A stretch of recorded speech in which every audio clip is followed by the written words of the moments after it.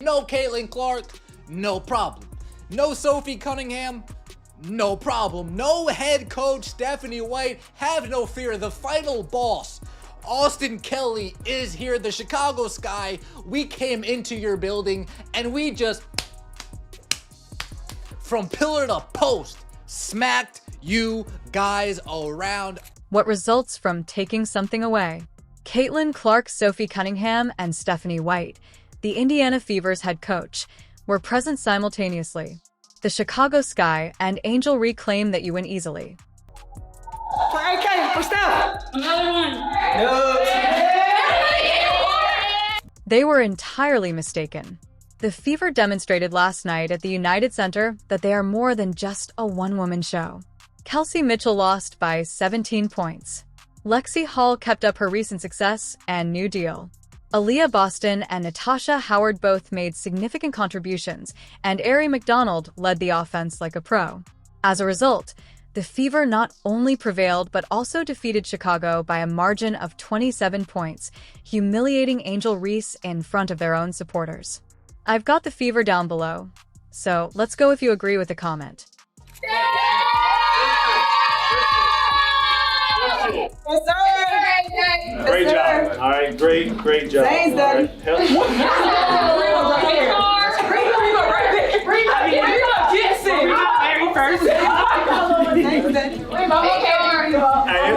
It started for us on the defensive end. We set the tone from the jump and never looked back. All right. Their starters, 8 for 29 from the field. Hell yeah. Hell of a job. Great attention to detail. That's less than 30%. We held them 32% for the game. Imagine this. You're entering the NBA's largest arena, the United Center, and your club has just suffered a crushing defeat in 2 weeks. Due to a quad injury, your starlet Caitlin Clark is currently on the sidelines. Your flaming sixth lady. The absence of Sophie Cunningham due to a personal issue. Your head coach Stephanie White isn't even in the building. For the Indiana Fever, this was supposedly a recipe for catastrophe. Well, Fever versus Sky isn't much of a rivalry, at least if you go by the results, because the Fever have dominated the Sky, and I guess you could say the Sky is falling, at least in the standings and around Chicago, considering the situation with the team. On June 7th, the Fever faced their most difficult test of the year. The squad had already suffered without Clark's magic on the court after she missed 3 games in a row due to a left quad strain. They had already lost 2 of those 3 games, and now they had to enter unfriendly territory without their greatest player. The more Clark was sidelined, the more pressure there was. Then the coaching bombshell was dropped. First assistant Austin Kelly had to fill in as acting head coach when Stephanie White was unable to travel for personal reasons. Kelly knew White's system inside and out, having worked with her since 2012 and out, but he had never before been in this much attention. The United Center hosts more than 21,000 basketball spectators. Additionally, this was the first WNBA game to be played at this legendary location. Austin Kelly filling in for Stephanie White. I got a feeling. Austin Kelly looks like a head coach on the side. Folks, there was none of this. Austin Kelly looked like the final boss on the sideline watching over the Indiana Fever team. His posture, his presence, yeah, head coach type stuff, you know what it is. The assistants standing up, giving me some energy, giving me some, yep, I liked what I saw tonight, folks. Expecting to finally witness their Skies defeat a feeble Fever squad, fans crammed every seat. It was their time. The prime time was made considerably larger by the CBS slot. Since that heartbreaking 35-point defeat in Indianapolis, Angel Reese and her colleagues had been marking this date on their calendar. They believed they had the ideal opportunity to finally obtain the retribution they sought. The basketball community was keeping an eye on Indiana to determine whether it was actually just Caitlin Clark and 4 other players. For months, critics have been saying it. Remove Clark's 10 assists and 19 points each game, and what do you actually possess? The Sky were certain they could take advantage of this perfect storm of bad luck because they had just defeated Dallas in back-to-back games. There she is right there signing autographs in the visiting arenas building. Look at all the Fever fans there. I mean, seriously. So, Caitlin Clark, same thing. Taking pictures, signing autographs. In case you're wondering, it was sold out. Austin Kelly entered the most significant coaching moment of his professional life. He had previously served as White's right-hand guy, but now he made all of the decisions. The leadership relationship had totally altered, but the aggressive strategy remained the same. Players needed to discover their own voices because they typically followed Clark's direction. This is what no one anticipated. Losing your stars might occasionally reveal your team's true nature. Adversity doesn't always destroy you. Sometimes, it shows you for who you really are, composed of either total catastrophe or the kind of game-changing victory was the outcome that was anticipated. Everyone who believed they were familiar with this Fever roster was astonished by what transpired next. Big game, obviously you're stepping in for Steph, but what are the feelings coaching a game in this arena? Oh, it's I mean, you grow up watching the Bulls and you see Michael Jordan's, jersey and Scotty's jersey sitting up there. It's a surreal moment. But, I think the message for us is the same. We want to continue to build that consistency on both ends of the floor. And it's another opportunity for us to do that here. Departure. Who steps up reveals everything about a team's personality. Kelsey Mitchell knew that everyone would be watching her as she led the scoring attack when she onto the court. Everyone could sense the genuine pressure. Mitchell had been erratic this season, scoring only about 15 points per game as opposed to 19 last year. Critics questioned if she could manage the demands without Clark receiving so much defensive attention. Would she crumble in the spotlight or step up to the challenge? We received our response quickly in the first quarter.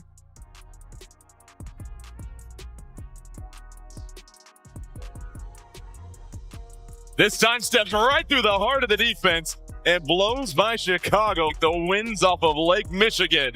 Loses Atkins, step back mini, knocks it down. Oh, the connection to Howard. How about the finish from Mitchell? And she may be the quickest guard in the league with the ball in her hands. Something lovely occurred from the very beginning.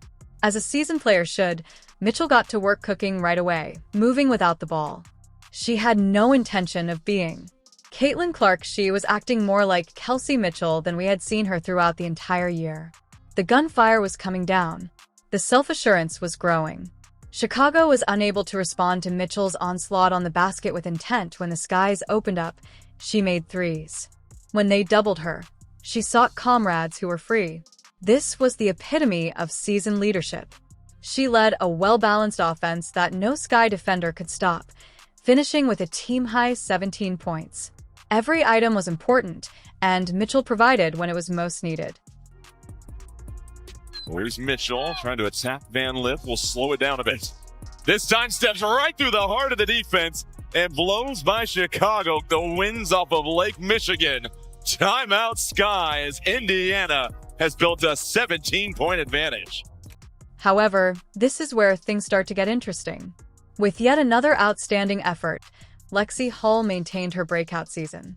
Hull nailed both of her three-point shots when the team most needed them, going undefeated. She possessed the game's highest plus-minus rating. Once further demonstrating that her recent success wasn't a coincidence, Hull has emerged as the dependable shooter and defensive stopper this club sorely needed. Music.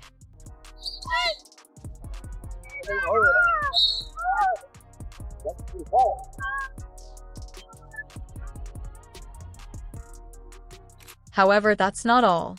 Aaliyah with 11 points, 5 rebounds, and 5 assists, Boston dominated the paint. Boston tied her career high with 5 blocks, changing shots and commanding the inside like a defensive anchor should have, and it was the full two-way effort that Boston supporters had been yearning for since Clark's injury. 20 in the 3-game absence for Caitlin Clark, leads the league in field goal percentage and shows you right there. The intentionality to get Aaliyah Boston the basketball.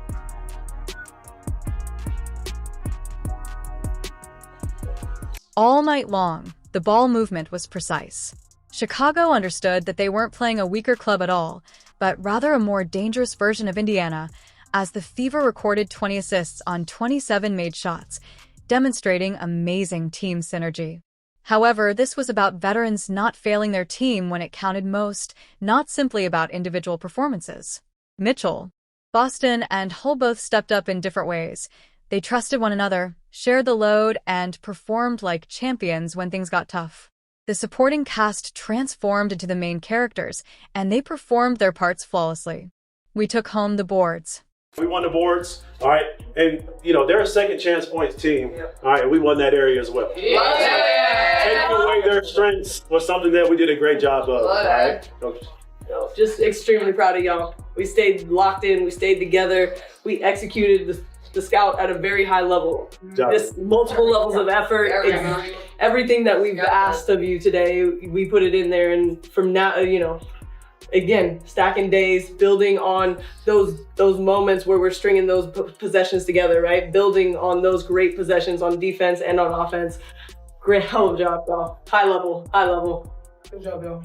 The person who subtly transforms things is perhaps the most significant addition to your team, not the one who everyone talks about.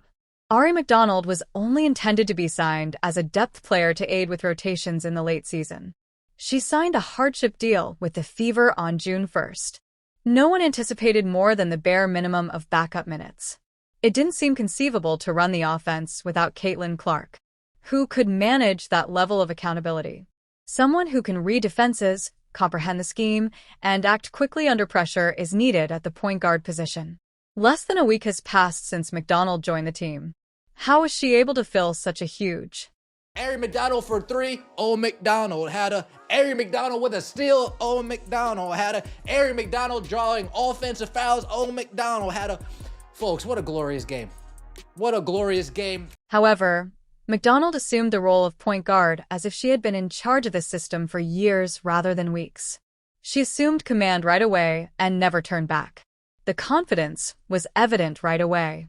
The judgment was incisive. Under the brightest of lights, the performance was perfect. She scored 12 points in the end. 3 steals, 2 assists, 2 rebounds, and 1 block. Even though McDonald made 3 important three-pointers when the Fever most needed them, those stats don't really reflect the situation. She scored against larger defenders in the paint. She stopped Chicago's attack with her quick feet and active hands. But both teams facing a little bit of adversity, having certain players out or not at full capacity. McDonald, a huge triple in the corner. Mitchell, patient in the corner, flips it up top. Boston, other side. McDonald, another 3. I'm loving it. The entire offensive flowed differently because of McDonald's presence.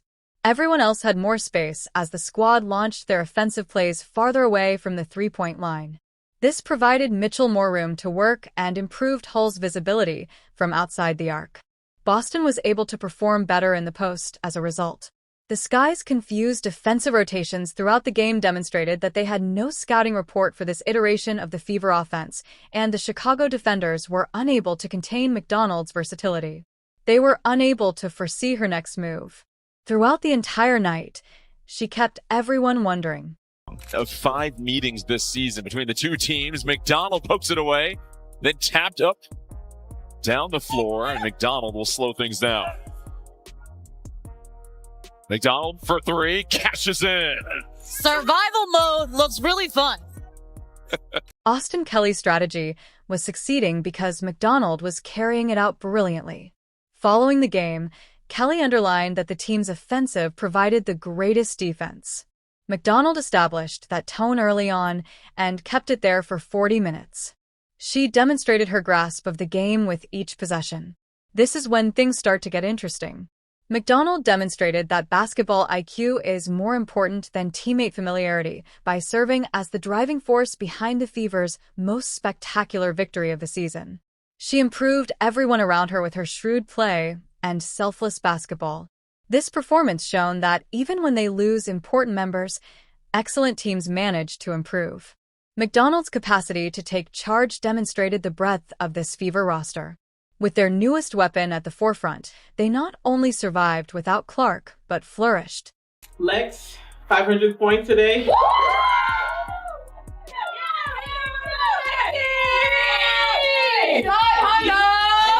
750 rebounds. And just a hell of an effort, y'all. I said I wanted y'all to make them feel us. They felt us. Yeah, nobody in there on their team had double digit scores. That's the toughness piece. Recall how Angel Reese believed she may have a physical altercation with Caitlin Clark on May 17th in Indianapolis. That day, Clark recorded a triple-double with 20 points, 10 rebounds, and 10 assists as the Fever won by 35 points. Despite Reese's 12 points and 17 rebounds, it was inconsequential. That afternoon, the Fever completely demolished Chicago. This was meant to be Chicago's retaliation game, their opportunity to demonstrate that the prior blowout was an exception. The Sky desired to demonstrate their ability to compete when it was important. They had the benefit records as the all-time leader in assists. The United Center was scoring, completely sold out, and they believed they had finally received their chance. Rather, the Sky became much more humiliated. A 27-point defeat that made it clear whose team was better. Chicago's field goal percentage was a dismal 32.1%, and their three-point shooting percentage was much worse at 20%. None of the Sky players scored more than 10 goals. Not one. The Dallas Wings must really, really stink, because those are the two wins that the Chicago Sky have this year, and the Fever have absolutely blown the doors off of them in their matchups this season, including this time around without Caitlin Clark. Angel Reese just 2 of 7 from the floor, only 4 points. She's shooting like 31% from the floor on the year. The Minnesota Lynx own the Chicago Sky's draft pick. It is rough sledding for the Sky. The entire tale of this rivalry is told by the combined 62-point margin from the two games this season. In every aspect conceivable, the Fever have dominated Chicago. The difference between these teams is enormous, regardless of whether Clark plays or not. Indiana put on a clinic in team basketball as Rhee and her teammates struggled to score. They made 11 three-pointers at a 40.7% clip and shot 45.8% 8% from the field. The movement of the ball was flawless. It was executed flawlessly. The Fever appeared to have an easy time with every possession. Didn't look back. The Indiana Fever destroying the pathetic Chicago Sky, the sad Chicago Sky, the distraught Chicago Sky, the mess of a franchise known as the Chicago Sky. Tyler Marsh, salute. Tyler Marsh, you see what a real head coach looked like there, Tyler Marsh? You see, folks, Austin Kelly didn't even call a timeout. She said, ladies, play. Chicago's shooting was awful. They looked totally outmatched on both sides of the court and threw the ball over frequently. The Sky made 19 mistakes, which the Fever converted into easy baskets. Rhee was only able to score 4 points on 2 out of 7 shots. Despite grabbing 12 rebounds, she had virtually no offensive impact. Everything you needed to know was revealed during the post-game celebration. Players were showering Austin Kelly with happiness and water. Even Caitlin Clark, who was on the bench, was cheering and yelling encouragement for her colleagues. When Clark shouted, "Get a water," during the celebration, her straightforward remark aptly encapsulated the atmosphere.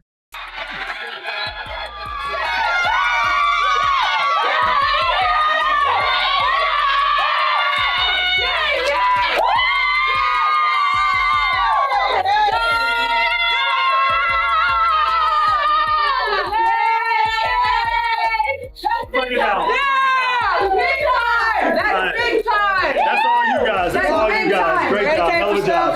Here we go. In the meantime, the Sky had to face the harsh fact that, whether Clark plays or not, they cannot compete with Indiana. Their evening was made worse by Courtney Vanderlet's injury sustained in the first quarter.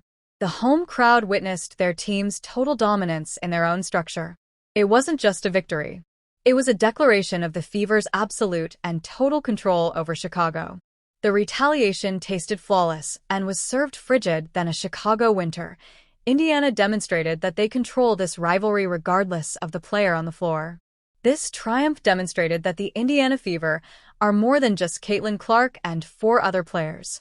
With depth, heart, and the kind of synergy that wins championships, they are a real championship-caliber squad.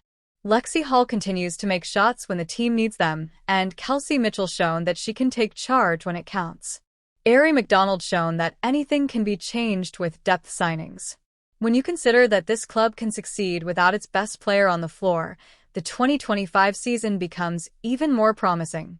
The United Center's supporting cast really came through. You haven't gone if you're not thrilled with what this Fever team can achieve if everyone is healthy. Keeping an eye on the recent events in Chicago, I've got the Fever down below, if you agree with the comment. To ensure that you never miss anything, like, subscribe, and enable all notifications. After you click the video on the screen, we'll talk in the next.